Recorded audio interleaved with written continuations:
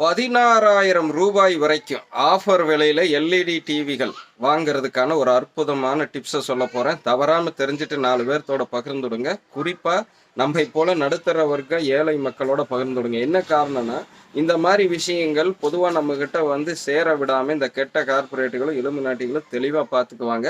அது எந்த அரசாங்கங்கள் முயற்சி எடுத்தாலும் சரி, அதை உடைச்செடைஞ்சு இந்த மாதிரி விஷயங்கள் அரசாங்கங்கள் முன்னெடுக்கையில் நம்ம மக்கள்கிட்ட கொண்டாந்து சேர்த்துவோம். அதற்காகத்தான் நம்ம பெரும்பாடுபட்டு உழைக்கிறோம்.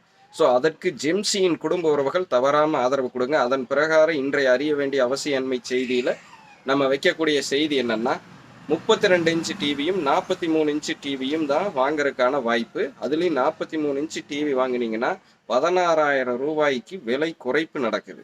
ஸோ இது எங்கே வாங்கலாம்? மத்திய அரசுடைய பொது சேவை மையங்களோடு இணைந்து செயல்படக்கூடிய சிஎஸ்சி கிராமின் ஸ்டோரில் இது கிடைக்குதுங்க. ஸோ நம்ம சிஎஸ்சி காமன் சர்வீஸ் சென்டர் வச்சுருக்கோம். நம்மகிட்டையும் ஸ்டோர் இருக்குது. நம்மளுடைய நேயர்களுக்கு நம்ம வாங்கி கொடுக்குறோம். புதியவர்கள் யாரும் தொடர்பு கொள்ளாதீங்க. உடனே நான் பொருள் விற்க வந்தேன்னு நினச்சிடாதீங்க. நீங்கள் உங்கள் பகுதியில் இருக்கிற மத்திய அரசுடைய சிஎஸ்சி காமன் சென்டரை அணுகி அவங்க சிஎஸ்சி கிராமின் ஸ்டோர் வச்சிருக்கிறாங்களா அப்படிங்கிறத கேட்டு எங்களுக்கு இந்த மாதிரி டிவி ஆஃபரில் வந்திருக்காமா, அதுவும் உள்நாட்டு தயாரிப்புங்க, வெளிநாட்டு கம்பெனி இல்லை.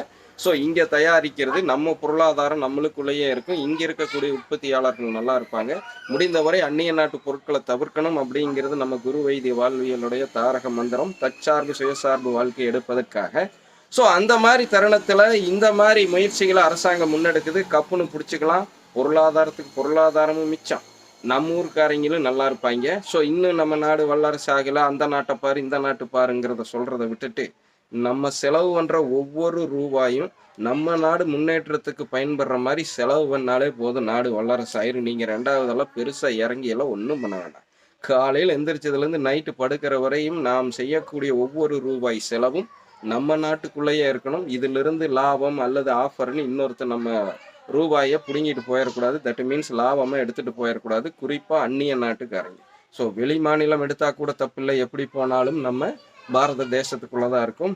வெளிநாட்டுக்கு போயிடுச்சுன்னா இன்னும் டாலருக்கு நிகரான இந்திய ரூபாயின் மதிப்பு அதெல்லாம் பாதாளத்தில் தான் போகும். ஸோ $1 = ₹1 கொண்டு வரணும். சாகரக்குள்ளே நான் அதை பார்த்துட்டு சாகணும்னு கங்கணம் கட்டி இறங்கியிருக்கேன். ஆனால் நான் 52 ரூபாயில் இதை தொடங்கினேன். இன்னைக்கு 91 ரூபாயாக வீழ்ச்சி அடைஞ்சிட்டு தான் இருக்குது.